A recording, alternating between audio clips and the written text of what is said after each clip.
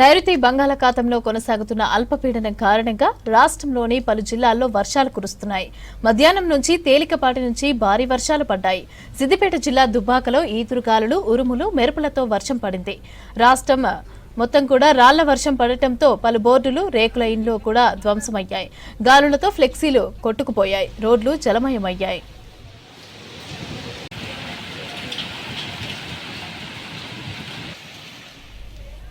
అటు సిద్దిపేట జిల్లా తొగుట మండలంలోనూ ఈదురుగాలులతో కూడిన రాళ్ల వర్షం పడింది.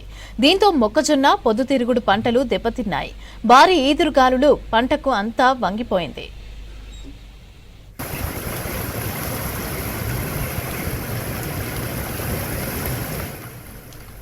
మరోవైపు మంచిర్యాల జిల్లాలోనూ వర్షం పడింది. మందమర్రి మండలంలో ఈదురుగాలులతో కూడిన వర్షం కురిసింది. ఉదయం వరకు ఎండ వాతావరణం ఉండి మధ్యాహ్నం ఒక్కసారిగా వాతావరణం మారిపోయింది. మధ్యాహ్నం నుంచి వెదర్ చల్లబడింది. వానతో బైక్లపైన ప్రయాణించే వారంతా కూడా ఇబ్బంది పడ్డారు.